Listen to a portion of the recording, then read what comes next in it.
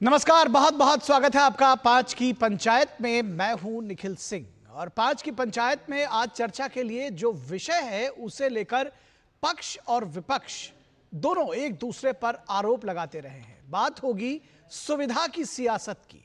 जी हां, बिल्कुल, जिसको जिस तरह से सुविधा मिली सियासत का मुख उसी तरफ मोड़ दिया। बिहार में इस वक्त चुनावी तैयारियों से पहले मतदाता सूची के सघन पुनरीक्षण अभियान को लेकर सियासी घमासान अपने चरम पर है। एक तरफ चुनाव आयोग सघन मतदाता पुनरीक्षण को पारदर्शिता की कवायद बता रहा है, उसके लिए कोशिशें कर रहा है, तो दूसरी ओर विपक्ष इसे मतदाता अधिकारों पर कुठाराघात करार दे रहा है। इस बीच सुप्रीम कोर्ट ने भी इस प्रक्रिया में पारदर्शिता बरतने के निर्देश दिए हैं। लेकिन क्या यह फैसला राजनीतिक दलों के तेवरों को शांत कर पाएगा? यह भी एक बड़ा सवाल है, क्योंकि सुप्रीम कोर्ट के कल के फैसले आने के बाद भी इस पर सियासत जारी है, घमासान और तेज हुआ है। बीजेपी और जेडीयू का दावा है कि विपक्ष सिर्फ शोर मचा रहा है, जबकि असल में सुधार की राह पर वो रोड़े अटका रहा है। वो चाह नहीं रहा है कि ये जो पुनरीक्षण है वो हो। वहीं विपक्ष सवाल उठा रहा है कि क्या वाकई इस कवायद में आम वोटर का हित सर्वोपरि है या इसके पीछे कोई और सियासी गणित छिपा हुआ है।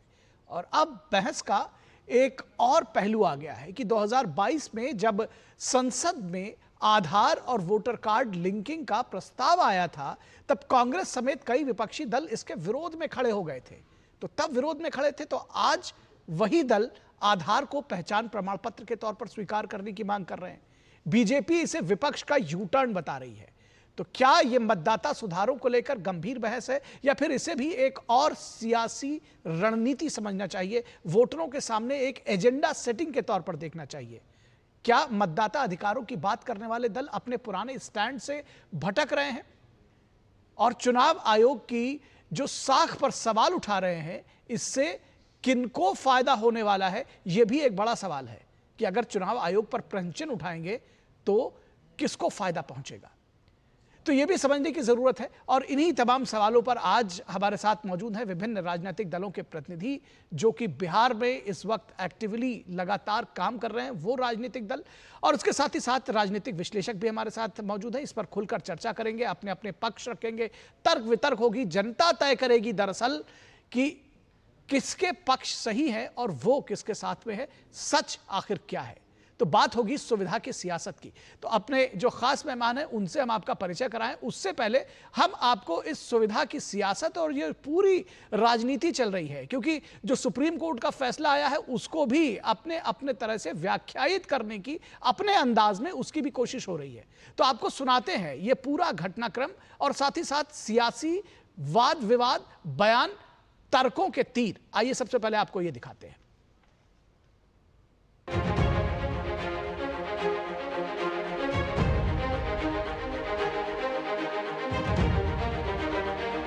जैसे महाराष्ट्र में चुनाव चोरी किया गया, वैसे ही बिहार में चुनाव चोरी करने की कोशिश की जा रही है।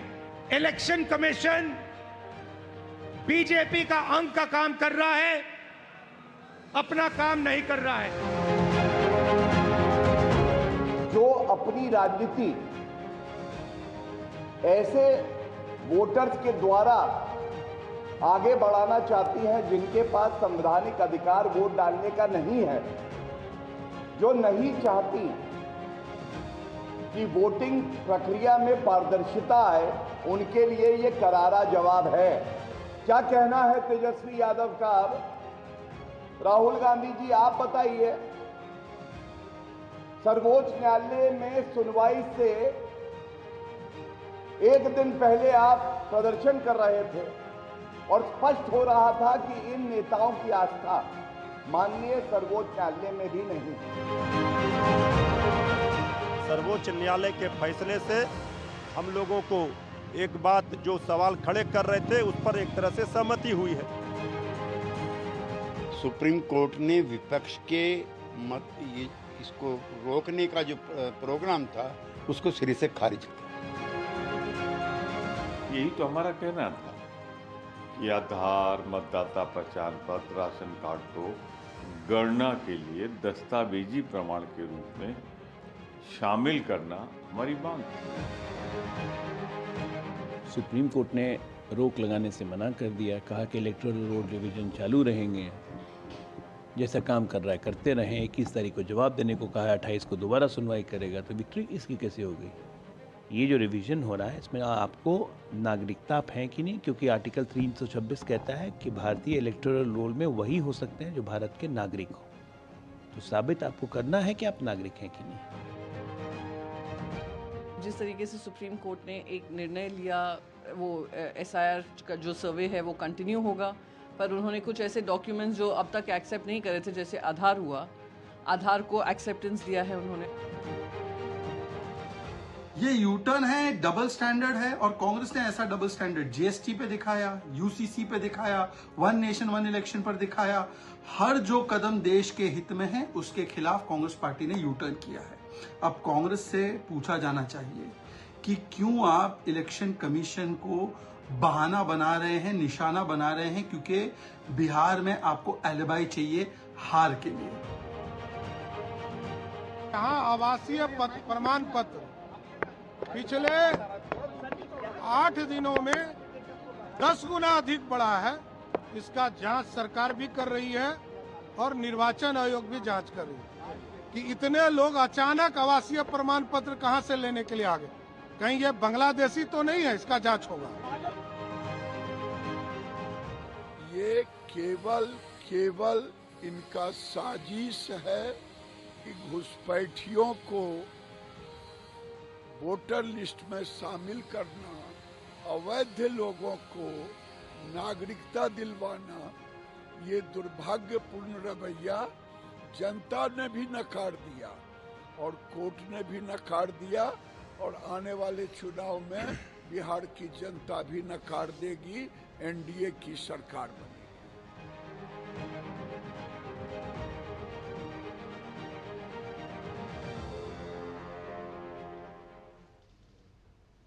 तो ये थी नेताओं के पक्ष विपक्ष की बात, जो दावे प्रतिदावे किए गए। लेकिन इसके साथ ही साथ ये मामला यही नहीं समाप्त होता है, बल्कि हम आपको फ्लैशबैक में ले चलते हैं साल 2022 में, जब सदन में इस बात को लेकर बहस हो रही थी कि वोटर कार्ड को आधार कार्ड से जोड़ा जाना चाहिए कि नहीं। तब कांग्रेस और विपक्ष ने क्या स्टैंड लिया था, आइए आपको फ्लैशबैक में ले चलते हैं और वो भी दिखाते हैं। We are forgetting that Aadhaar was only meant to be a proof of residence. It is not a proof of citizenship. In our country, only citizens are allowed to vote, sir. So if you are in a position where you are asking Aadhaar for voters, all you are getting is a document that reflects residence. It does not reflect any proof of citizenship. And therefore, you are potentially giving the vote to non-citizens. So this is an additional objection in addition to the 4 important objections already raised by others. Mr. Chairperson, sir, the Aadhaar Act does not allow for the linking of the Aadhaar number to the electoral roll. The Aadhaar Act is very explicit. It is an act which is for the targeted delivery of financial and other subsidies, benefits and services. Voting is a legal right. चुनाव में vote देना एक legal अधिकार है, और इसलिए ये जो आधार एक्ट है इसके लेजिस्लेटिव कॉम्पिटेंस के बियॉन्ड है। इसलिए हम इस विधेयक के इंट्रोडक्शन का विरोध करते हैं और मंत्री जी से ये दरखास्त करते हैं कि इस बिल को वापस किया जाना चाहिए, because it is beyond the legislative competence of the government to introduce. तो आपने देखा कि कांग्रेस के नेता उस समय किस तरह से आधार को, वोटर आईडी कार्ड को आधार से जोड़ने के लिए उन्होंने पुरजोर विरोध किया था और कहा था कि इसका विरोध हम करते हैं। लेकिन आज वो कह रहे हैं कि वो जो 11 डॉक्यूमेंट्स जिसके आधार पर इलेक्शन कमीशन कह रहा है कि वो आपको लेकर के आने होंगे अगर वोटर लिस्ट में नाम जुड़वाने के लिए, वो जो डॉक्यूमेंट्स जहां पर जरूरत है उसमें कह रहे हैं कि नहीं, वो आधार तो होना ही चाहिए। फिलहाल सुप्रीम कोर्ट ने अपने फैसले में यह भी कहा है इलेक्शन कमीशन से कि आधार कार्ड और जो दूसरी चीजें हैं, राशन कार्ड समेत, उन पर अगर इलेक्शन कमीशन विचार करता है तो इसमें कोई दिक्कत नहीं होनी चाहिए। उसको कहा है, एक सजेशन दिया है कि उस पर विचार कर सकता है। फिलहाल इस बहस की शुरुआत करते हैं और देखते हैं कि दरअसल किस तरह से राजनीतिक दल इस पर प्रतिक्रिया दे रहे हैं। हमारे साथ जो खास मेहमान जुड़े हुए हैं उनसे आपका परिचय करा दें। हमारे साथ धनंजय गिरी जुड़े हुए हैं, बीजेपी के प्रवक्ता है, बहुत स्वागत है आपका। हमारे साथ दुष्यंत नागर जो कि राजनीतिक विश्लेषक है लेकिन कांग्रेस के समर्थक माने जाते हैं, कांग्रेस का पक्ष यहाँ रखेंगे। दुष्यंत नागर जी बहुत स्वागत है आपका। अनुप्रिया जो कि प्रवक्ता है जनता दल यूनाइटेड की, वो थोड़ी देर में हमारे साथ जुड़ेंगी। और उसके साथ ही साथ डॉक्टर अनुज कुमार तरुण जो कि आरजेडी के प्रवक्ता है, हमारे साथ जुड़े हैं। डॉक्टर तरुण बहुत स्वागत है आपका। और इसके साथ ही साथ राकेश शुक्ला जो कि वरिष्ठ पत्रकार हैं, वो भी हमारे साथ जुड़े हुए हैं। राकेश शुक्ला जी, अगर आपके साथ ही हम इस चर्चा की शुरुआत करें और ये समझना चाहें कि दरअसल हंगामा क्यों है बरपा, क्योंकि इस जिस पुनरीक्षण की बात हो रही है और जिस वोटर जिसको कह रहे हैं कि मतदान की शुचिता होनी चाहिए, मतदाता भी सही होना चाहिए, इस बात पर प्रिंसिपली सभी दल एग्रीड हैं, फिर दिक्कत कहां आती है? नहीं, यदि सैद्धांतिक रूप से सहमत है तो दिक्कत नहीं आएगी ना। आपने जो विषय रखा है वो महत्वपूर्ण है, सुविधा की सियासत जी। तो इस विषय के साथ मुझे याद आता है यूपीए गवर्नमेंट का कार्यकाल। यूपीए गवर्नमेंट के कार्यकाल में जो सबसे बड़ा प्रश्न उठाया जाता था वो ये कहा जाता था कि संवैधानिक संस्थाओं की गरिमा और उसकी विश्वसनीयता पर सवाल खड़ा नहीं करना चाहिए, उसे संदिग्ध नहीं किया जाना चाहिए। वो सुविधा उस समय पर थी। आज सुविधा ये है कि हम उसी बयान को जो हम पहले दिया करते थे विपक्ष को, आज जब हम विपक्ष में हैं तो हम उसी रवैया को अपना रहे हैं और चुनाव आयोग की विश्वसनीयता और उसकी गरिमा पे हम चोट पहुंचा रहे हैं। अब रही बात चुनाव आयोग की, तो चुनाव आयोग को लेके जो तमाम विवाद खड़ा हुआ है उसमें दो तीन चीज़ें महत्वपूर्ण है। पहला ये कि जब हम लगातार चुनाव हारते हैं तो कहीं ना कहीं हमारे नेतृत्व के चेहरे पे खरोंच पैदा होती है। तो नेतृत्व के चेहरे में खरोंच ना आए उसके लिए हमें कोशिश ये करनी पड़ेगी कि उस चेहरे को हम कैसे बचाएं। तो उसका सबसे बड़ा आधार या कंधा होगा चुनाव आयोग। तो पहले आप याद करिए कि पहले होता था कि ईवीएम खराब है, ईवीएम मैनेज हो रही, ईवीएम को सेटल कर रहे। जब ये एजेंडा काम नहीं कर रहा तो फिर प्रश्न आया कि जो मतदान के बाद वोटा परसेंटेज चुनाव आयोग की तरफ से प्रस्तुत किया गया, उस पर भी सवाल खड़ा किया गया कि इतना समय क्यों लगा, जबकि आज जो अपना संचार माध्यम है बहुत दुरुस्त है। अब तीसरा आ गया है मतदाता सूची के पुनरीक्षण को लेकर।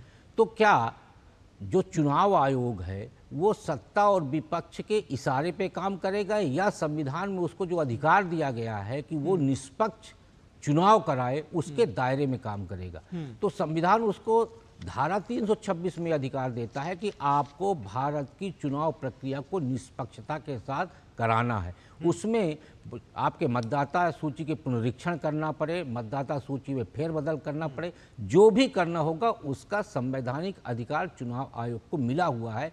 इसलिए आज जो बिहार में हो रहा है उसका एक बड़ा कारण ये है कि चुनाव आयोग वहाँ पे एसआईआर कर रहा है और एसआईआर करने के पीछे कारण ये होता है कि चुनाव आयोग को कहीं ना कहीं एक संदेह है कि जो मतदाता सूची है उसमें गड़बड़ी है, गड़बड़ मतदाता हैं, तो उनको दुरुस्त करने के लिए चुनाव आयोग ये सारी प्रक्रिया कर रहा है। निखिल जी ठीक है। हमारे साथ कांग्रेस के को रिप्रेजेंट कर रहे हैं अगर कहा जाए, क्योंकि उनके विचारों से सहमत हैं, दुष्यंत नागर जी। दुष्यंत नागर जी, अभी जिस मतदाता पुनरीक्षण की सघन एसआईआर की जिसकी बात हो रही कि सघन मतदाता पुनरीक्षण होगा और नाम देखे जाएंगे कि कौन गलत है, कौन सही है, किसका नाम हटा है, कौन नए लोग एडेड हुए हैं, अगर उसकी लिस्ट अभी तक प्रकाशित नहीं हुई है तो पहले से हंगामा करना, ये क्या इस बात पर फिर ये प्रश्न क्यों ना उठाया जाए कि आप पहले से ही वजह ढूंढ रहे हैं हार की? बिल्कुल भी हम कहीं, पहली बात तो मैं बताने जा रहा हूं, हम हार नहीं रहे हैं। हमारा गठबंधन 165 नॉट आउट का स्कोर करने जा रहा है, लिख लीजिए, आपके चैनल पे बता रहा हूं। ठीक है। दूसरी रही बात, आप कह रहे हैं कि साहब इनकी धनंजय गिरी साहब की पार्टी के अलग अलग लोग कहते हैं, कोई कहता 2 करोड़ मतदाता फालतू हैं, कोई कहेगा 3 करोड़ घुसपैठिए आगे। भाई पहली बात तो घुसपैठ अगर होती है तो बीएसएफ को कौन चला रहा है, गृह मंत्रालय किसके अधीन है, आंतरिक सुरक्षा की जिम्मेवारी किसकी है, ये सवाल आपकी तरफ जाता है, आप जिम्मेवार हैं घुसपैठ अगर हो रही है। दूसरी बात, अगर गलत वोटरों के द्वारा चुना गया है तो लोकसभा का चुनाव भी रद्द करिए। जब सांसद चुने गए हैं उसके उन सांसदों का भी आप जो है पुनर्निर्वाचन कराइए, अगर इतनी बड़ी वहां पे गलती और घालमेल हो रही है। दूसरा, हमारे साथी सम्मानित पत्रकार महोदय कह रहे हैं कि चुनाव की संवैधानिकता पे सवाल नहीं उठाना चाहिए। हम नहीं उठा रहे श्रीमान जी, सुप्रीम कोर्ट में चंडीगढ़ मेयर के इलेक्शन में आदेश आ चुका है। किस तरह से चुनाव आयोग भारतीय जनता पार्टी की धनंजय गिरि जी के हाथ की कठपुतली बना हुआ है, सारी दुनिया ने देखा है। शेर सुना के चले जाते हैं, सवाल पूछते हैं, चुनाव आयोग शेर सुनाता है। ये संवैधानिक स्थिति कांग्रेस के समय में ऐसी नहीं थी जिसकी आप लगातार तुलना कर रहे हैं। ठीक है। और आपने एक और सवाल उठाया हमारे नेतृत्व के ऊपर, हमारे लीडर के ऊपर खरोंच आ रही है। कहां खरोंच आ रही है? आदरणीय राहुल गांधी जी का परफॉर्मेंस देख लीजिए आप, श्री तेजस्वी यादव जी का देख लीजिए, आरजेडी का परफॉर्मेंस देख लीजिए, लगातार युवा उनके साथ जुड़ रहा है। अब इसमें तो मैं खैर कुछ नहीं कहूंगा, राजनीतिक दलों के प्रवक्ता हैं, राजनीतिक दलों के प्रवक्ता हैं, वो बताएंगे कि परफॉर्मेंस नहीं, मैं एक मिनट बोलना चाहूंगा। ठीक है, उनके बीच में कोई नहीं बोला, वो भी किसी के बीच में नहीं बोलेंगे। नागर साहब के बीच में कोई नहीं बोला है, नागर साहब के बीच में बोलने की आदत से बाहर है। ठीक है, समस्याओं के साथ ठीक है नागर साहब, आपका पॉइंट आ गया। अब सुनिए, के साथ में एक रिश्ता है उसको और प्रगाढ़ कर रहे हैं। अरे सुनिए तो, बहुत सारे लोग हैं अभी। सुनिए नागर साहब, 1 to 1 होता तो मैं आपको बोलने देता। आप सुनिए तो, सुनिए, अब 1 to 1 होता नागर साहब आपके साथ तो आपको बोलने देता। दूसरे लोगों को भी तो मौका दीजिए, दूसरे लोगों को भी तो मौका दीजिए। ऐसा नहीं। ठीक है, ठीक है, नहीं, कोई बात नहीं। मैं ये कह रहा हूं कि पहले सबसे तो शुक्ला जी कुछ ऐड करना चाह रहे थे। सर आप पहले कह लीजिए। मैंने कहीं भी राहुल गांधी जी का नाम नहीं लिया, लेकिन नागर जी ने सीधे सीधे उनका नाम ले लिया। मैंने ये कहा कि नेतृत्व के चेहरे पे खरोंच को बचाने के लिए, चोर की दाढ़ी में तिनका, मैंने तो कहीं नाम नहीं लिया उनका कि राहुल गांधी जी के चेहरे पे खरोंच आ रही। दूसरा, मैं चुनाव आयोग को प्रमाण पत्र देने के लिए नहीं बैठा नागर साहब, आप कांग्रेस को प्रमाण पत्र देने के लिए बैठे हुए।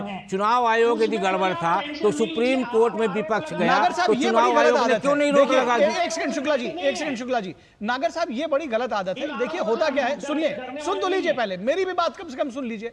मैं ये कह रहा हूं कि ये होता क्या है कि जब उन्होंने या बाकी सभी ने आपको धैर्यपूर्वक सुना, शुक्ला जी को भी आपने पहले सुना, तो एक दूसरे के ऊपर मत बोलिए, 1 to 1 बोलिए, एक एक करके बोलिए। पहले जब वो बोल रहे हैं उनको सुन लीजिए, फिर उनको जवाब दीजिए। मैं क्षमा चाहता हूं। जी शुक्ला जी, प्लीज शुक्ला जी। मैं ये कह रहा हूं कि मैंने राहुल गांधी जी का नाम नहीं लिया। मैंने कहा कि चुनाव हारने पर नेतृत्व के चेहरे पे जब खरोंच आती है तो उस चेहरे को बचाने के लिए उपक्रम किया जाता है। नागर जी ने राहुल गांधी जी का नाम लिया, स्वाभाविक है कि राहुल गांधी जी लगातार उनके नेतृत्व में कांग्रेस चुनाव हार रही है। दूसरा, जो चंडीगढ़ की बात की गई अभी नागर साहब की तरफ से, मैं चुनाव आयोग को प्रमाण पत्र देने के लिए नहीं बैठा, लेकिन यदि वास्तव में पुनरीक्षण का कार्य गलत होता तो सुप्रीम कोर्ट की तरफ से स्पष्ट तौर पे उस पर रोक लगाने का आदेश होता और आगे के लिए चुनाव आयोग पे सख्त कोई ना कोई निर्णय। इसी पॉइंट को रेज करते हैं। हमारे साथ आरजेडी के प्रवक्ता डॉक्टर अनुज तरुण भी हैं। हम चाह रहे हैं कि उसी बात को जो दुष्यंत नागर जी ने कहा, मैं चाह रहा हूं कि थोड़ा सा क्लियर आप भी करें डॉक्टर तरुण, कि ये कह रहे हैं कि 2024 में जो चुनाव हुआ है वो तो फिर वो चुनाव भी गड़बड़ हो गया, लेकिन अगर जो इनका तर्क है फिर तो कभी उस सूची का पुनरीक्षण हो ही नहीं पाएगा। अगर आप इसको 2030 में भी करेंगे तो 2028 के चुनाव पर 29 पर प्रश्न चिन्ह उठा देंगे, तो वो तो एक प्रक्रिया है जो चुनाव आयोग कर रहा है, उस पर प्रश्न चिन्ह क्यों? और सबसे बड़ी बात, अभी तक कोई सूची पब्लिश नहीं हुई, उसके पहले ही आपने हंगामा करना शुरू कर दिया, ऐसा क्यों? देखिए निखिल जी, सबसे पहले इस बात को समझिए कि मीडिया के द्वारा आज के अखबारों में और आप लोग के द्वारा जो बात कही जा रही है कि पुनर्निरीक्षण का काम पर रोक नहीं लगाया गया सुप्रीम कोर्ट के द्वारा, जबकि सच्चाई ये है कि हम पुनरीक्षण का काम का कभी विरोध किए ही नहीं। अच्छा। उसकी प्रक्रिया का विरोध कर रहे थे, उसके टाइमिंग को लेकर विरोध कर रहे थे। उसमें जो 10-11 डॉक्यूमेंट्स जो मांगे गए थे वो इतने कम समय में हमारी जो गरीब जनता है, जो गांव कस्बों में अनपढ़ जनता है, जो बहुत कम रूप से जागरूक हैं, वो इतना जल्दी उन कागजों को कैसे उपलब्ध करा पाएंगे। मेन मुद्दा यह था। ऐसा नहीं है कि चुनाव आयोग अनुच्छेद 226 के तहत उसको अधिकार नहीं है, ये कोई नई बात नहीं है, रूटीन वर्क है। हर चुनाव से पहले जो जिनकी मृत्यु हो गई उनका नाम हटाया जाता है, जो 18 साल से ऊपर के हो गए उनका नाम जोड़ा जाता है। कोई नई प्रक्रिया नहीं है, ना ही इसका हम विरोध कर रहे हैं। मेन सवाल था टाइमिंग को लेकर के, और हमारे इस मांग को सुप्रीम कोर्ट ने एडमिट किया।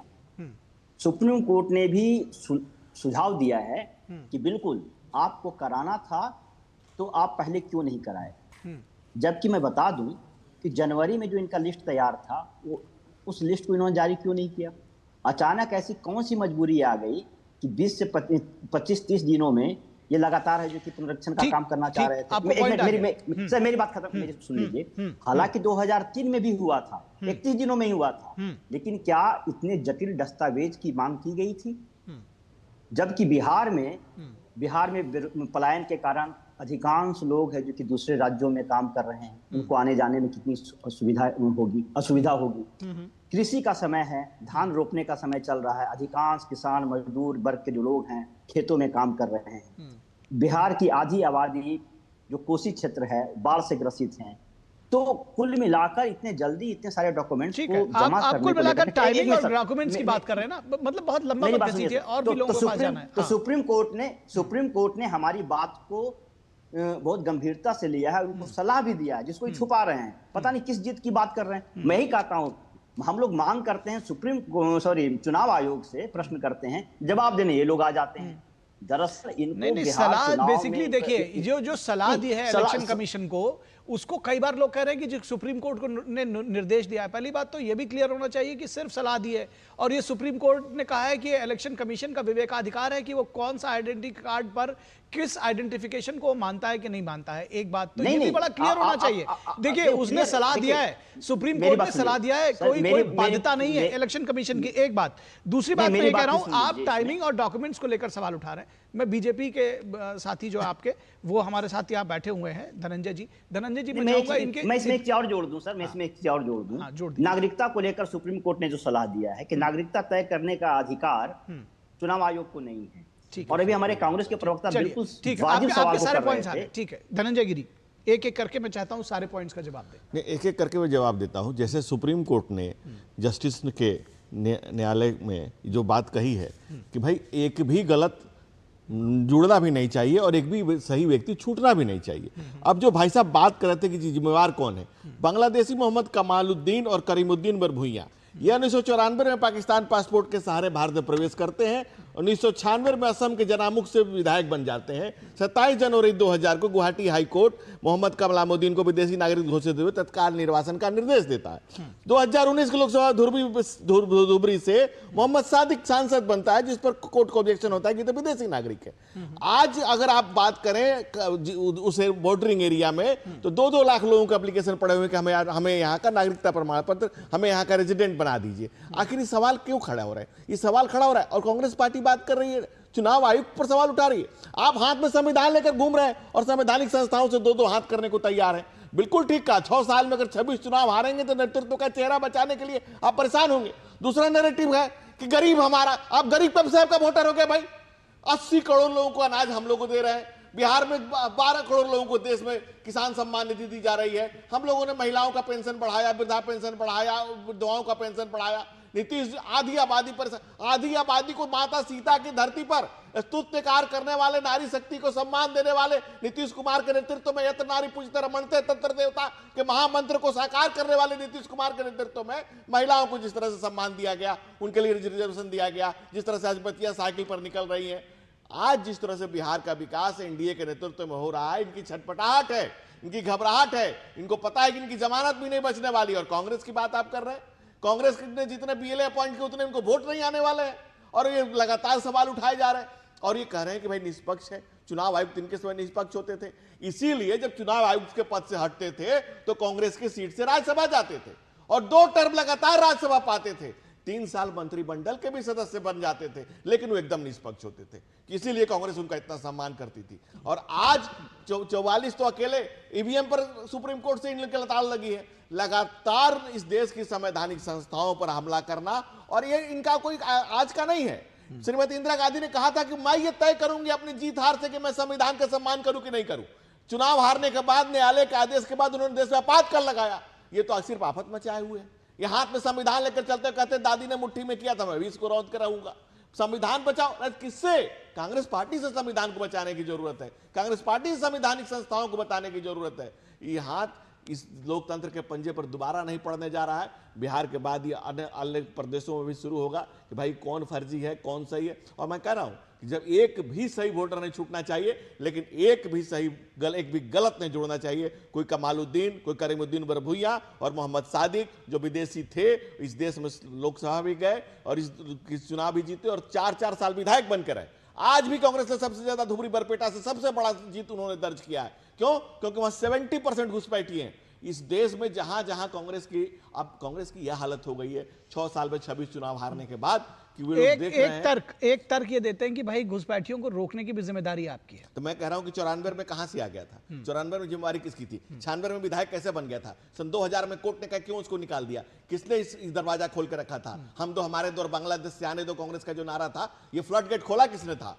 आज इस पर कड़ी कार्रवाई हो रही है तो दर्द किसको हो रहा है? किस पर इसकी जांच हो रही है तो दिक्कत किसको हो रही है? और क्यों हो रही है? इस देश के सम्मानित हर गरीब, हर गुरबा, हर महिला, हर नारी, हर पिछड़े, हर दलित का सम्मान करने वाली सरकार है, तो कांग्रेस को परेशानी हो रही है। ठीक, आपका पॉइंट आ गया। एक चीज और भी है जो दुष्यंत नागर जी ने जो सवाल उठाया था, और भी ये बहस में बात आती है कि जिम्मेदारी किसकी है घुसपैठियों को। सुन लीजिए दुष्यंत जी सुन लीजिए, मैं आप ही की बात कर रहा हूं कि दरअसल ये कि आखिर यहां पर आए कैसे घुसपैठिए, जो आए तो आपकी जिम्मेदारी। मैं कह रहा हूं ये बात ठीक हो सकती है, आप कह भी सकते हैं, आप दोनों लोग आपस में तर्क वितर्क कर सकते हैं कि किसकी जिम्मेदारी है, किसकी वजह से आए, लेकिन आ गए हैं अगर घुसपैठिए, अगर वो देश के नागरिक नहीं है तो उनको वोटर आईडी कार्ड नहीं मिलना चाहिए, उनको मतदाता नहीं होना चाहिए। इस पर कम से कम हम सबकी एक सहमति होनी चाहिए। मैं अनुप्रिया जी के पास जाऊंगा। अनुप्रिया जी, एक चीज सामने आ रही है कि वोटरों की गिनती को लेकर के और मतदाता पुनरीक्षण को लेकर के इतना बड़ा जो एक तरह से कहना चाहिए सियासी जंग जो छिड़ी हुई है,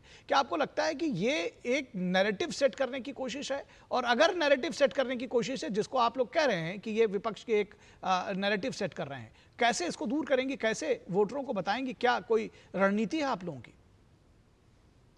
निखिल जी, जिस तरह से विपक्ष तमाम तरीके के जो कार्य हैं उस पर सवाल उठाता है, तो हमारा सवाल यह लगता है इन पे कि यह अपनी पृष्ठभूमि को समझ चुके हैं, अपनी वस्तुस्थिति को नाप चुके हैं कि इनकी स्थिति है क्या। और यह क्योंकि राजनीतिक लड़ाई तो है नहीं, ये एक संवैधानिक संस्था है, और यह उन्होंने पुनरीक्षण का जो काम किया है पहली बार भी नहीं कर रहे हैं। आरजेडी के प्रवक्ता भी स्वीकार रहे हैं, यह कई वर्षों से होता आ रहा है, लगातार होता रहा है, हर इलेक्शन में होता रहा है। लेकिन इस बार क्या ऐसी समस्या आ गई कि इनको इस सवाल उठाना पड़ा? बिहार में लगातार नीतीश कुमार जी के द्वारा जिस तरह की योजनाओं के ऊपर मोहर लग रहा है, लगातार कार्रवाई चल रही है, तो इनको समझ में आ रहा है कि अब हमारे पास में ना नीति है, ना तो नियत है, और ना ही इनके नेक इरादे हैं इनकी। क्योंकि मैं इसलिए कहती हूं क्योंकि ये जो गठबंधन है, ये तमाम ऐसे राजनीतिक दल हैं कि जहां पे महत्वाकांक्षा यह है कि अपने राजनीतिक निहार्थ को साधने के लिए ये राजकुमारों को राजगद्दी चाहिए। अब राजकुमारों को राजगद्दी चाहने के लिए ये जान रहे हैं कि इनका जो शासन काल रहा है, क्योंकि मैं अगर 90 से 2005 की बात करूं, और कांग्रेस का भी शासन काल रहा है, और घीस के खजीट करके कांग्रेस जो चल रही है पिछलग्गू बन करके के आरजेडी की, वो जानती है कि यहाँ पे इस महागठबंधन में तो हम साथ रह के चुनाव जीतने वाले नहीं है। क्योंकि आप देख रहे होंगे चेहरा भी तय नहीं कर पा रहे महागठबंधन, तो महागठबंधन रहेगा कि नहीं रहेगा, यह भी एक संशय की बात है कि अलग अलग कांग्रेस चुनाव लड़ेगा, आरजेडी लड़ेगा। तो ये एक सवाल जो अपने आप में उठता है, ये सवाल का ही इनके पास जवाब नहीं है, तो ये आने वाले चुनाव को कैसे लड़ेंगे? क्यों मैं ये कहती हूँ? क्योंकि इलेक्शन कमीशन ने ये जो कार्य स्टार्ट किया है, उन्होंने हर एक राजनीतिक दलों को कहा कि आप सहयोग कीजिए बीएलए के रूप में। बीएलए देना था सारे संगठनों को, तो बीएलए देने की बात जब आई तो इनके पास में बीएलए के लिए कार्यकर्ता भी होना चाहिए। ये कांग्रेस का तो कोई बीएलए था ही नहीं, कितना है ये बता देंगे यहाँ पे। और आरजेडी ने आधी बीएलए की संख्या दी। जो बीएलए तय नहीं कर पा रहा है तो वो कैंडिडेट कहां से तय करेगा? तो इनकी राजनीतिक यहीं पे समझ में आती है कि यह अपनी जमीनी हकीकत को समझ के इस तरह की कार्रवाई करें। ठीक है। अब बतौर राजनीतिक दल हमने क्या किया? आपने अनुप्रिया जी, आप अपनी जो बात आप कह रही हैं, अपनी कड़ी जो है इसको याद रखिएगा। मुझे एक ब्रेक यहाँ पर लेना बहुत जरूरी है, इसलिए मैं आपको रोक रहा हूँ। ब्रेक के बाद आऊंगा, आपके पास ही आऊंगा। दर्शकों रुकेंगे एक ब्रेक के लिए, ब्रेक के बाद ये चर्चा जारी रहेगी। Delivery boy has picked your order. अरे भाई पता है भूख लगी है। 30 मिनट का मैसेज नोटिफिकेशन आया था ना? मैसेज के सारे थोड़ी बैठ सकते हैं। कल आपने कुछ शेयर्स बेचे थे ना? हाँ, तो चेक किया? मैसेज आया तो था। सिर्फ मैसेज काफी नहीं है, आप शेयर मार्केट में कोई भी ट्रांजैक्शन करते हैं ना, तो स्टॉक एक्सचेंज से आए एसएमएस या ईमेल को अपने डीमैट अकाउंट और बैंक स्टेटमेंट के साथ भी टैली कीजिए। बेटा भूख में ना दिमाग बंद हो जाता है। सोच कर समझ कर इन्वेस्ट कर। टाइम पे खा लेना और प्लीज बाइक धीरे चलाना जी। और ये तुम्हारी सेफ्टी के लिए। अरे एक बात तो रह गई। LIC ये हमारी सेफ्टी के लिए। दिल की सुनो, LIC चुनो। LIC हर पल आपके साथ। स्वागत है आपका ब्रेक के बाद। 5 की पंचायत में हम चर्चा कर रहे हैं सुविधा की सियासत पर। मतदाता पुनरीक्षण जो चल रहा है बिहार में, उसको लेकर मचे घमासान पर अनुप्रिया हमारे साथ जुड़ी हुई हैं, जनता दल यूनाइटेड की प्रवक्ता हैं, अपनी बात रख रही थी। अनुप्रिया, कैसे इस एजेंडा को, जिसको जो ये कहा जा रहा है कि ये जो पूरा एजेंडा है या जो नैरेटिव सेटिंग आप लोग कह रही हैं, इसको कैसे तोड़ेंगी? निखिल जी, बतौर राजनीतिक दल, जहां मैं अपनी बात को कह रही थी कि बतौर राजनीतिक दल यह हमारा एक दायित्व था कि हम इलेक्शन कमीशन को मदद करें कि कैसे यह कार्य सही समय पे हो और कोई भी वैसा मतदाता कि जो ट्रांसपेरेंसी के साथ में जुड़ जाए, जिसका एक भी मतदाता छूटे नहीं। हमने मतदाता जागरूकता अभियान चलाया 8 जुलाई को, साइकिल चला करके हमने पूरे बिहार में घूमा और लोगों को हम लोग जागरूक किए। लेकिन विपक्ष क्या कर रहा है? विपक्ष एक भ्रामक स्थिति पैदा कर करके बिहार की जनता को यह बताने का प्रयास कर रहा है कि आपका वोट काट दिया जाएगा। मैं एक सवाल छोड़ना चाहूंगी आपके माध्यम से, यह कैसे कोई तय कर सकता है कि कौन किसका वोटर है? और अगर आपको ये संशय है तो आप अपने BLA को साथ में लगाइए और मतदाता सूची को पब्लिश करने के पहले आप उस पर आरोप लगा सकते हैं या सवाल पूछ सकते हैं कि ये मतदाता हमारे छूट गए हैं। अब ये बार बार एक बात कहते हैं कि बाढ़ की स्थिति है, कई लोग बाहर हैं, तो हमारे पास में मतदाताओं को जोड़ने के लिए ऑनलाइन सुविधा भी है। और अगर कोई परिवार के लोग, मान लीजिए एक परिवार में एक व्यक्ति बाहर है, तो जो 4 व्यक्ति अगर है 5 सदस्यों में से, तो 4 सदस्य वो एक बाहर का जो व्यक्ति है उसका भी फॉर्म फिलअप कर सकता है, डॉक्यूमेंट दे सकता है, किसी भी व्यक्ति को आने का जरूरत नहीं है। यह बार बार स्थिति पैदा करेगी, कैसे बिहार से बाहर के लोग बिहार में आएंगे? नहीं आना है। प्लीज सुनिए, यह विपक्ष की राजनीतिक में मत फंसिए। आप एक जेन्युइन मतदाता हैं, आपका नाम बिल्कुल नहीं कटेगा। और यह मामला सुप्रीम कोर्ट में भी है, हमें सुप्रीम कोर्ट पे पूरा भरोसा है, इलेक्शन कमीशन के कार्य पर भी भरोसा है कि एक भी जेन्युइन मतदाता छूटने वाला नहीं है। लेकिन अपनी स्थिति, राजनीतिक स्थिति पहले विपक्ष नाप ले। यह मान चुका है कि वह चुनाव हारने वाला है, इसीलिए इस तरह का एजेंडा सेट कर रहा है, चाहे वो वोटिंग लिस्ट की बात हो, EVM की बात हो, संविधान खतरे में हो। अब तो भाई इलेक्शन कमीशन पे सवाल उठा दिया। एक सवाल और लास्ट, कांग्रेस और RJD के प्रवक्ता यह मानेंगे, जहां जहां इनकी चुनाव में जीत होती है, निखिल जी, यह कहते हैं कि लोकतंत्र की जीत हुई है, और जहां ये चुनाव हारते हैं वहां कहते हैं कि नहीं, सरकार की साजिश के तहत, इलेक्शन कमीशन के तहत हमने चुनाव हार लिया। तो तय कीजिए कि कब लोकतंत्र बचता है और कब लोकतंत्र खतरे में होता है। आपके अनुसार लोकतंत्र नहीं चलता है। ठीक है डॉक्टर तरुण, कब लोकतंत्र बचता है और कब खतरे में होता है? सीधा सवाल है आपसे। देखिए, फिलहाल तो बिहार में लोकतंत्र खतरा में है। कहां बचेगा? मेरी बात सुन लीजिए। पहली बात कि जनता दल यूनाइटेड की प्रवक्ता जो बड़ी लंबी चौड़ी बातें कर रहे थे, और बिहार में इनकी हैसियत क्या है? दूसरे नंबर की भी पार्टी नहीं है, तीसरे नंबर की पार्टी है। और इस बार पता नहीं 5 सीट रहेगा या नहीं रहेगा। और अगर 20 साल के कार्यों में इनको इतना ही गुमान है तो पिछलग्गू क्यों बनकर रहते हैं? कभी हमारे कंधे पे, कभी बीजेपी के कंधे पे सरकार बना रहे हैं। अकेले चुनाव लड़े है नहीं। आप जो बात कर रहे हैं ये विषय है नहीं, इससे करेंगे तो हम लोग विषयांतर हो जाएंगे, फिर वो जवाब देंगे कुछ आपको ऑब्वियस है। तो नहीं, इन्होंने उठाया, इसलिए मैं बात कर रहा हूँ। इन्होंने उठाया इस मसला को कि इनके पास कोई मुद्दा नहीं, चुनाव हारने वाले हैं। जबकि सी वोटर और ट्रैक पोलर के सर्वे को देख लीजिए, हम 1 नंबर की पार्टी हैं अभी भी, और 1 नंबर पे चल भी रहे हैं। इसलिए चुनाव की बात नहीं। दरअसल कल जो पुनरीक्षण का जो मामला है, हम चुनाव का मुद्दा इसे नहीं मानते। हम गरीब वंचित समुदाय को वोट देने के अधिकार से जोड़कर देखते हैं। ये वही अधिकार है जो पूना पैक्ट के समय भी हम दलितों को है जो कि चुनाव में है, जो कि वोट देने का अधिकार मिला था।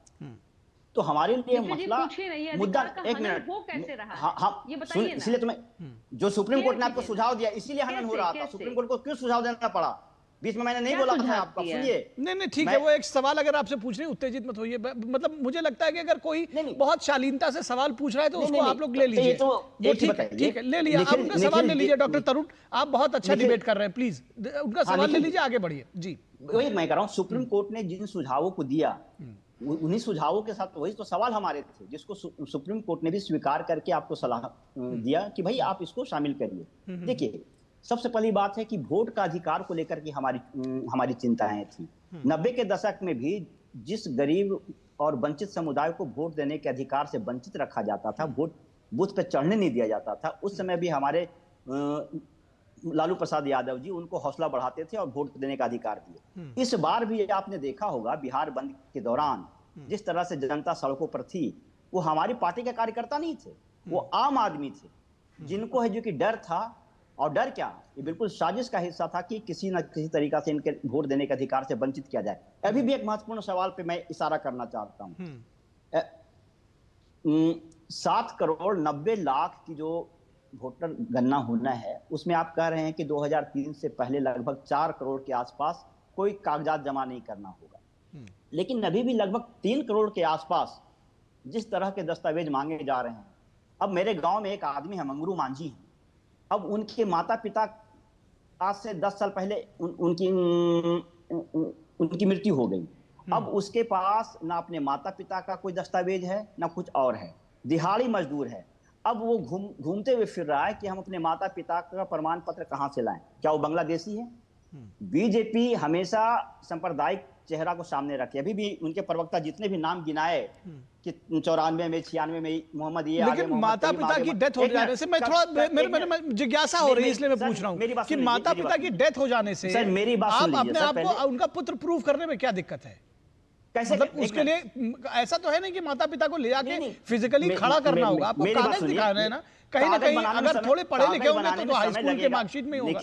निखिल जी इसीलिए मैं कह रहा हूँ दिक्कत नहीं है, लेकिन उसके लिए समय चाहिए, उसके लिए समय अवधि चाहिए। अब गरीबों को किस तरह से काम किया जाता है, आपको पता ना कितना भ्रष्टाचार है। आपका पॉइंट आ गया, आपका पॉइंट इसलिए आ गया क्योंकि बीएलओ वहां पर सत्यापन कराने के लिए है, ये भी बात है। 1.5 लाख जो बीएलएज है वो भी लगे हुए हैं, बीएलओ भी है, बीएलए भी है, लेकिन प्रमाण पत्र तो चाहिए ना। बाद में नहीं वो सत्यापन करा लेंगे भाई। चलिए ठीक है। धनंजय जी कुछ जोड़ना चाहते हैं? धनंजय जी जल्दी से, उसके बाद मैं दूसरे गेस्ट के पास जाऊंगा, मैं आपके पास बाद में आऊंगा जी। ये इनकी राजनीतिक हैसियत जिस तरह से खत्म हो चुकी है, उस तरह से इनकी बातों का भी कोई वजन नहीं।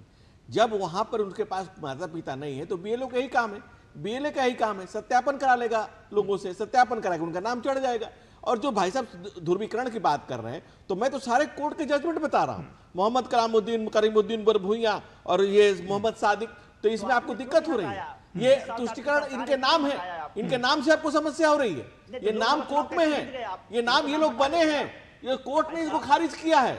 आप यही मानसिकता की समस्या है, यही मानसिकता की समस्या है, और यही मानसिकता आपके राजनीतिक दल की है, यही तुष्टिकरण की राजनीति आपके राजनीतिक दल की है, और इसीलिए आपका छल कपल है। आप 90 के दशक में सरकार के सहारे आपने सरकार बना लिया। अभी आप ज्ञान दे रहे थे कि नहीं बोलना चाहिए, अभी आप ज्ञान दे रहे थे, नहीं ज्ञान कहाँ चला गया जो समय आया? क्यों? अभी मैंने भी लहजा से सवाल पूछा, अभी एंकर महोदय ने क्या कहा कि लहजे से सवाल पूछे ले लेना चाहिए। ठीक है, चलिए एक सवाल आपने बोल दिया। धनंजय जी उनका सवाल ले लीजिए। हाँ डॉक्टर तरुण, सवाल मैं यही कह रहा हूँ कि लोकसभा चुनाव में वही वोटर जायज थे जिसके बदौलत आपकी केंद्र की सरकार है। ठीक है, पॉइंट आ गया, पॉइंट टेकन। धनंजय जी जवाब दीजिए। निखिल जी, सवाल उठता है कि क्या किसी वोटर को अभी तक नाजायज कहा गया है? क्या किसी को अभी तक गलत नाम काटा गया है? क्या किसी को हटाया गया इस लिस्ट से? अभी तो सत्यापन शुरू हुआ है, छाती पीटना शुरू कर दी। बारिश होगी छाता लेके घूम रहा है भाई। अभी हुआ क्या है? अभी तो 60% ये पॉइंट ठीक है। धनंजय जी आपके पास बाद में आऊंगा। Already going on process. दूसरी बात भाई साहब, अगर ये कह रहे थे कि 90 के दशक में वोट नहीं देने दिया जाता था, तो 90 के दशक में सरकार किसकी थी? उसी कांग्रेस पार्टी की थी जो बैलेट के ऊपर बुलेट चलाती थी, उसी जिसके साथ 15 साल लालू जी साथ उनके, ये उसी की सरकार थी। और जिस दलितों के आप सम्मान की बात करते हैं, आप ही के पार्टी के सरबराह लालू यादव पैरों के पास बाबा साहब की तस्वीर रखे थे। एक सप्ताह पीछे की बात है, और इसके लिए माफी मांगने से भी मना कर दिया। दलितों, वंचितों, शोषितों, पीड़ितों को उनका हक पहली बार एनडीए की सरकार में मिल रहा है। आपका सिर्फ यही काम था, सामाजिक न्याय जपना और सारा माल अपना। जिसका खामियाजा लालू परिवार भुगत रहा है, नेशनल हेराल्ड में राष्ट्रीय परिवार भुगत रहा है, जो 6 साल में 26 चुनाव हार गए।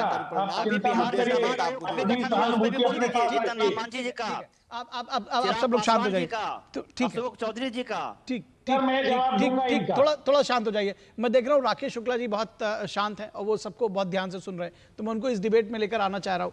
राकेश शुक्ला जी, एक अभी आपने, जब मैंने इस डिबेट की शुरुआत की थी तो 2 बाइट्स और सुनवाई थी, एक शशि थरूर की और एक मनीष तिवारी की। 2022 के सदन का वो डिस्कशन था जिसमें वो कह रहे थे कि तब जो वोटर कार्ड है उसको आधार से नहीं जोड़ा जाना चाहिए, तब गलत था, आज सही कैसे हो गया? तो जब ये कहा जा रहा है कि सुविधा की सियासत है, मैं पॉइंट दूसरा लेकर के आ रहा हूं कि ये यू टर्न, ये सुविधा की सियासत, मैं वापस उस पर आ रहा हूं।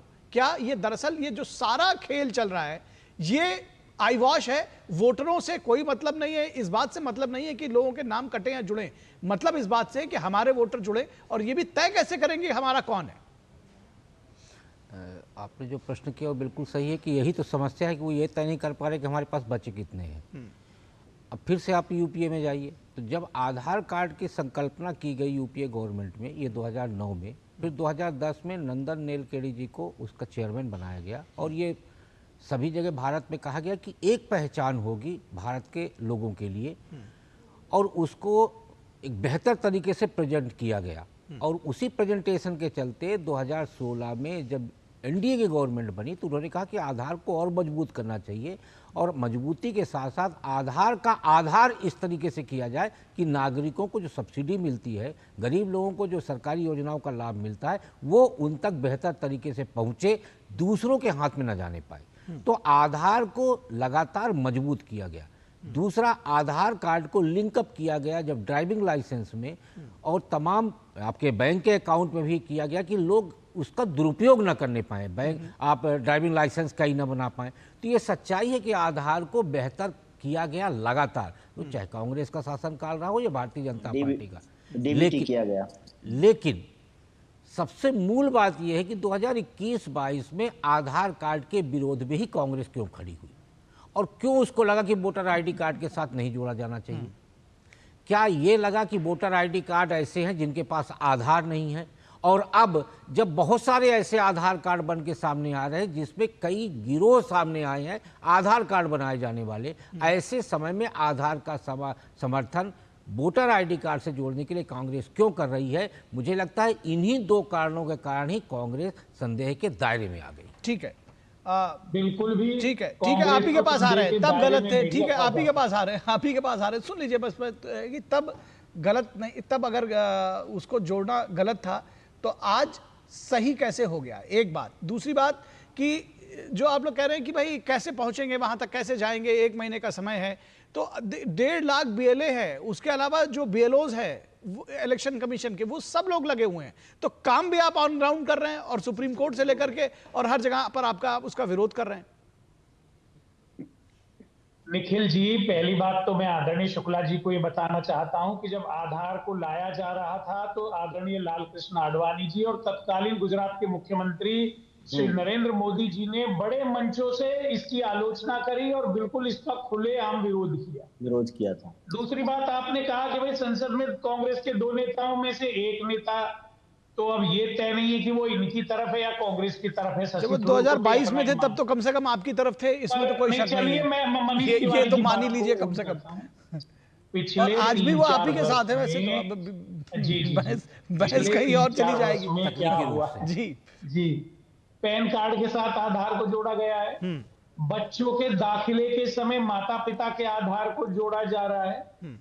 तो आधार का जो विस्तार हुआ है उसके क्षेत्र का, आज आधार की जो व्यापकता है हमारे दैनिक जीवन में, सिस्टम के साथ में वो कनेक्टिविटी हो चुकी है, तो आज बात कर रहे हैं। तब आधार की इतनी व्यापकता नहीं थी, तो 2022 में व्यापकता नहीं थी इतनी। एक सवाल है इस पर कि 2022 में नहीं थी इतनी, 2022 में नहीं थी। पैन कार्ड के साथ में कनेक्ट होने के बाद में आधार कार्ड की व्यापकता अधिक हुई है, आज बच्चे का एडमिशन कराने जाओ, माँ अच्छा बाप का आधार कार्ड पहले लिया जाता है। हाँ ठीक है, मेरा तो एक छोटा सा सवाल है, एक छोटा सा सवाल, उसी में एक छोटा सा सवाल है, आप जवाब देते रहिएगा कि आधार की तब व्यापकता नहीं थी। एक गेस्ट थोड़ी देर पहले एक दूसरे प्रोग्राम में कह रहे थे कि जी तब 90% ही जुड़ा हुआ था और अब 100% हो गया, 100 नहीं अब 120% हो गया है। तो ये व्यापकता कुछ ज्यादा हो गई है, इस वजह से भी है और यही सवाल उठाया जा रहा है। 120% इन्होंने किया, क्यों सरकार इनकी ये जिम्मेवारी? फिर वो सवाल वहीं आकर अटक गया जिस पर पहली बात हुई थी कि 120% हुआ, ये गलत है। किसकी गलती थी ये तो बाद में तय कर लेंगे, किसकी गलती थी ये तो करिएगा, लेकिन 120 में वो 20 हटने चाहिए, इस पर तो आप प्रिंसिपली एग्रीड है ना। गलती किसी की भी हो, लेकिन प्रिंसिपली तो एग्रीड है ना आप इस बात पर। एक व्यक्ति के 2 कार्ड नहीं बन सकते, ये इनकी साजिश है आधार को अप्रासंगिक करने की। गरीब, दलित, पिछड़ा, आदिवासी, कमजोर वर्ग का जो मतदाता है उसे चुनाव से महरूम करने की एक व्यापक बड़ी साजिश है। मेरा गंभीर आरोप है इनके ऊपर। अच्छा ठीक है, जवाब ले लेते हैं। क्या दलितों, गरीबों, मजलूमों, किसानों, नौजवानों, जो टर्म्स आप लोग यूज करते हैं धनंजय जी, उनको अलग कर रहे हैं या घुसपैठियों को अलग करना चाहते हैं? कांग्रेस पार्टी राजनीति की रेस से बाहर होने के बाद से जब कांग्रेस पिछड़ने लगी तो उसे पिछड़े याद आने लगे। कांग्रेस जब दरकने लगी तो उसे दलित याद आने लगे। इस देश के बाबा साहब डॉक्टर भीमराव अंबेडकर के साथ राजनीतिक छल हुआ। पहला चुनावी षड्यंत्र बाबा साहब के साथ हुआ जब 72,000 वोट को इनवैलिड किया गया। बाबा साहब ने खुद पत्र लिख करके इस पर ऑब्जेक्शन किया और 14,000 वोट से चुनाव जीते। दलितों के साथ कांग्रेस ने दमन का रूप किया। आज दलित गा रहे हैं। पिछड़ों के साथ काका कालेलकर की रिपोर्ट है, बीपी मंडल की रिपोर्ट, राजीव गांधी ने सबसे बड़ा भाषण 1 घंटा 45 मिनट का उसके विरोध में दिया। आज पिछड़े गा रहे हैं। कांग्रेस राजनीति की रेस से पिछड़ रही है, संविधान हाथ में लेकर संवैधानिक संस्थाओं से 2-2 हाथ कर रही है। और कांग्रेस की स्थिति ये है कि ना उसके पास कोई दलित वोटर है, ना उसके पास कोई वोटर ही नहीं है कांग्रेस के पास। इसीलिए कांग्रेस दूसरे के कंधे पर, जो कांग्रेस देश के कोने कोने में थी, आज किस कोने में है ये खोज रहे हैं कांग्रेसी कि किस कोने में कांग्रेस मिलेगी। ये स्थिति हो गई है कांग्रेस की। और जो कांग्रेस की बात हम सब कर रहे थे, आपके दल में कांग्रेस के हैं, याद रखना, भूल मत जाना। 240 में से 105 सांसद कांग्रेस से गए हुए हैं आपके पास। हाँ, मतलब वो आपके विचारों से सहमत नहीं थे, आप उनको रख नहीं पाए। इसका तो मतलब यही हुआ, आप समझिएगा। मैं मान गया दुष्यंत भाई, मैं आपकी बात मान गया। आप पार्टी से निकाल दो। नहीं भाई साहब, मैं आपकी बात, सांसदों को आपकी सरकार गिर जाएगी अभी। देखिए, कमजोर विद्यार्थी एक बात को 3 बार कहता है। ये राहुल गांधी के साथ ऐसा जरूरत पड़ेगा आपको एक बात को 5 बार समझाने की, एक बार, एक ही बार में समझ। आदरणीय मोदी जी विदेश यात्रा पे गए तो वहां भी कह रहे थे गांधी का देश है, बुद्ध का देश है। तो बिल्कुल है, इसमें कौन सी गलत बात है? इसको कब कहा कि नहीं है? किसने कब कहा कि नहीं है? दुष्यंत जी आपके नेता को, गांधी हमारे हैं भाई, कांग्रेस गांधी पूरे देश के हैं। गांधी आपके कब से अकेले हो गए? ठीक है, धनंजय जी को जवाब देने दीजिए। अब इस पे मैं आप 1 to 1 मैं आपके साथ 1 to 1 क्यों करूंगा? लेट धनंजय जी रिप्लाई। आप ठीक है धनंजय जी, ये कह रहे हैं कि हमारे यहां से चले आए। भाई अनुप्रिया जी आ रहा हूं, बस 1 मिनट। हम उस समाज से आते हैं, समाज की संरचना को कांग्रेस समझ नहीं पाई। कांग्रेस जुड़ती है कि देश जोड़ेंगे। अरे देश से जुड़ने की जरूरत है। ये देश जुड़ा हुआ है संस्कृति से, सभ्यता से, हजारों साल की विरासत से जुड़ा हुआ है। आपको समझ आता नहीं है। आपको अपने नेता को 20 बार एक बात समझना। मैं 1 लाइन में आपकी बात समझ गया और उसका जवाब देने के लिए तत्व।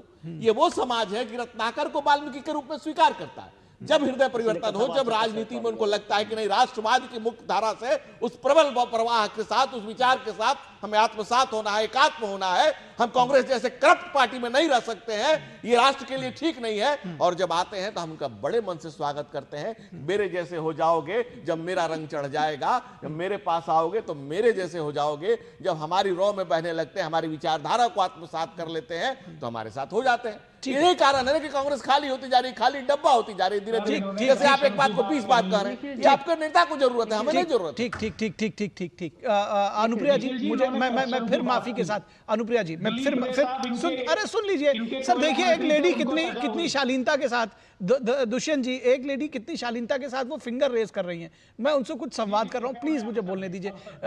अनुप्रिया जी, मैं फिर आपके साथ, मैं माफी के साथ ये कहूंगा कि ब्रेक लेने दीजिए, इसके बाद वापस आते हैं। दर्शकों, रुकेंगे एक ब्रेक के लिए, कहीं मत जाइएगा, जल्द हाजिर होंगे।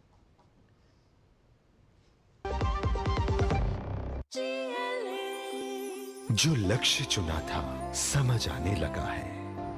GLA यूनिवर्सिटी, उच्च लक्ष्य की निश्चित प्राप्ति। सर, बेरी पुलाव ट्राई करो, मस्त है। कैसा है? अरे उसको काहे को घूरता है? टिप्स इग्नोर करने का, अपना दिमाग लगाकर ऑर्डर देने का। मार्केट का स्टॉक टिप्स बहुत लोग देता है, डेंजरस हो सकता है। कंपनी और रिस्क पूरा समझने का, फिर इन्वेस्ट करने का। सोच कर समझ कर इन्वेस्ट कर।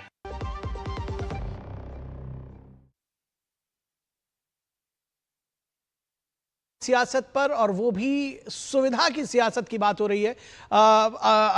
अनुप्रिया हमारे साथ जुड़ी हुई है। अनुप्रिया जी बीजेपी जनता दल यूनाइटेड की प्रवक्ता हैं और बहुत देर से कुछ कहना चाह रही थी अनुप्रिया जी, हम ब्रेक पर चले गए थे जी। निखिल जी, मैं दुष्यंत जी को कहना चाहूंगी, आप तो कह रहे हैं कि भाई गांधी जी आपके अपने हैं, जो वर्तमान में वो तो वो अब रहे नहीं और पूरा देश को अधिकार है, वो सब कहता है हमारे हैं, क्योंकि वो पूरे देश के लिए उन्होंने लड़ाई लड़ी। पर वर्तमान में कांग्रेस के जो अपने हैं उनको तो वो अपना बना ही नहीं पा रहे। आपने देखा होगा चक्का जाम किया था, जो कि चक्का जाम हो नहीं पाया। जो कहते हैं कि भाई ये आम जनमानस थी, आम जनता तो निकली भी नहीं, कही कि नहीं भाई ये पता है ऐसी पार्टी है, ऐसे लोग हैं जो आपकी संपत्ति को लूट लेंगे, आपके अधिकारों को हनन कर देंगे। इनके अपने ही नेता, देखा होगा कैसे कन्हैया को उतार दिया, चढ़ने नहीं दिया। एकमात्र निर्दलीय एमपी है, उनको चढ़ने नहीं दिया।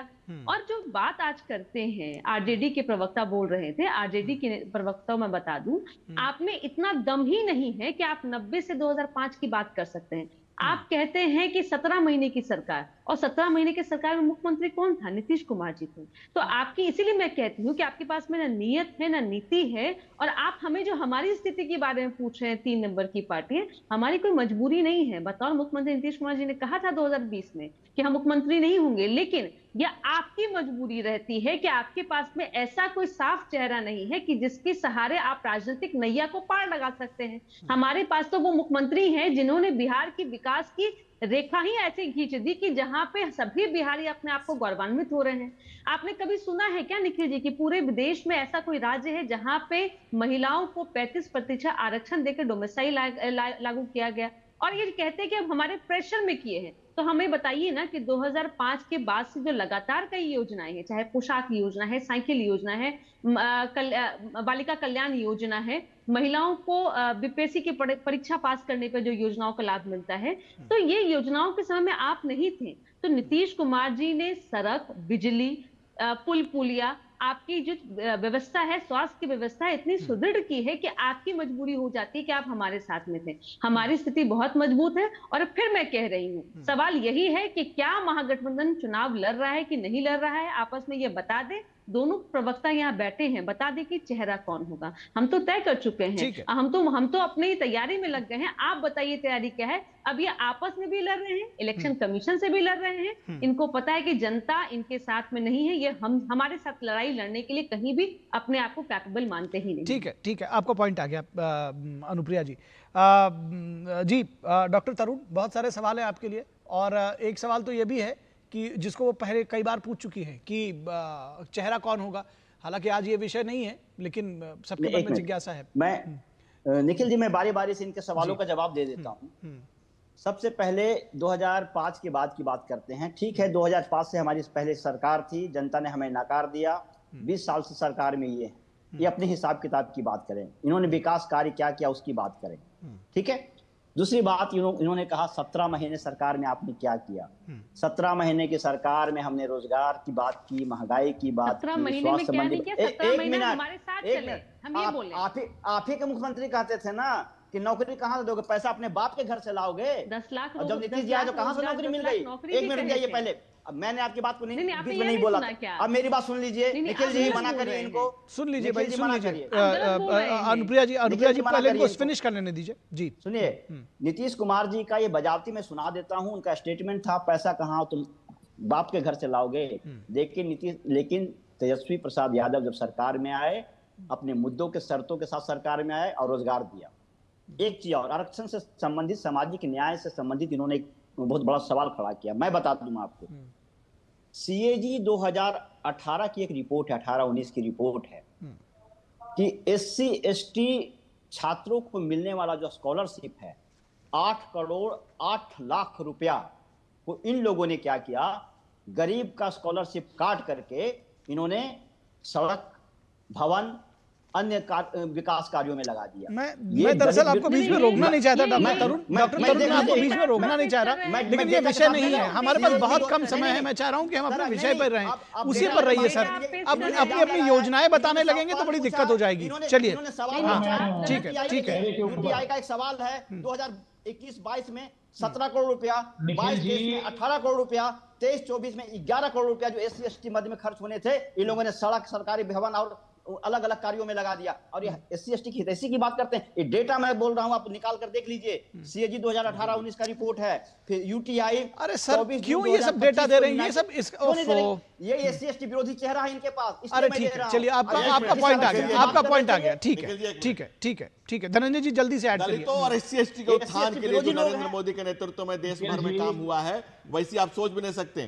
केंद्रीय सब्सिडी योजना 2014 1,23,411 विद्यार्थी, 2014 छात्रवृत्ति योजना 5 लाख इस तरह से नहीं, मैं इन योजनाओं पे नहीं जा रहा। 2024 में आप ये पूरा डाटा अगर उठा कर रख दे तो 10 साल में जो काम हुआ है 11 साल में, वो कांग्रेस ने 60 सालों में नहीं किया है। और मैं पूरा डाटा आपको सुनाने के लिए तैयार बैठा हूं, पूरी डाटा सुन लीजिए। ठीक है ठीक है ठीक है ठीक है ठीक है ठीक है, नहीं धनंजय जी आप भी शांत हो जाइए, और डॉक्टर तरुण आप भी, क्योंकि ये विषय नहीं है। डॉक्टर तरुण इसीलिए मैंने आपको रोका, मैं धनंजय जी को भी रोक रहा हूं कि ये किसने किसके लिए कितनी काम किया, कितनी योजनाएं चली, उस पर फिर किसी दिन आप लोगों को बुलाएंगे, उस पर चर्चा कर लेंगे, दलितों के लिए किसने कितना काम किया। लेकिन बहुत देर से दुष्यंत जी कुछ कहना चाह रहे हैं। दुष्यंत जी बहुत समय कम है, 30 सेकंड में कहिए जल्दी से अपनी बात।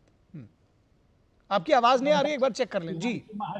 जनता जो शोषित है, पीड़ित है, उपेक्षित है, जिसको नौकरियां नहीं मिल रही है, जो पलायन करने के लिए मजबूर है, भारतीय जनता पार्टी है। जिनके पास अपना चेहरा नहीं है, वो नीतीश कुमार जी, उनसे संख्या में बहुत कम है, उस चेहरे के द्वारा काम चला रही है।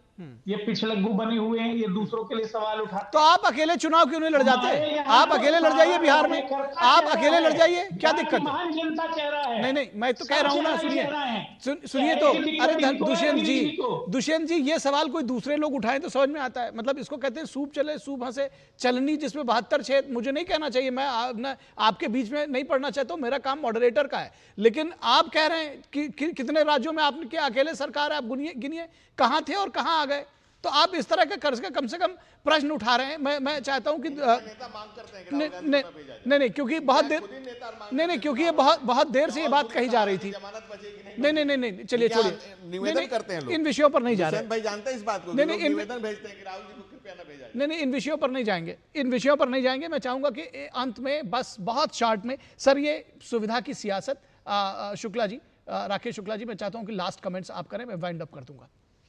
देखिए सुविधा शब्द ही जुड़ा हुआ है सियासत के साथ और यदि सुविधा हट जाएगा तो सियासत नहीं होगी। और इसीलिए सुविधा की सियासत जो आपने कहा, ये सुविधा की सियासत होती रहेगी, चाहे सत्ता पक्ष में ये पार्टी रहे या विपक्ष में वो पार्टी रहे। इसीलिए मैंने आपको यूपीए गवर्नमेंट के समय का एक उदाहरण दिया कि जब कांग्रेस सरकार में थी तो कह रही थी कि संवैधानिक संस्थाओं पे हमला नहीं होना चाहिए, और भारतीय जनता पार्टी को नसीहत दी जा रही थी। आज वही कांग्रेस जब विपक्ष में है तो सुविधा की सियासत के लिए संवैधानिक संस्थाओं पे हमला करने से नहीं बच रहे। ठीक सर, थैंक यू सभी को, धनंजय जी को, दुष्यंत जी को, अनुप्रिया जी को, डॉक्टर अनुज और राकेश शुक्ला, सबका बहुत शुक्रिया हमारे साथ जुड़ने के लिए।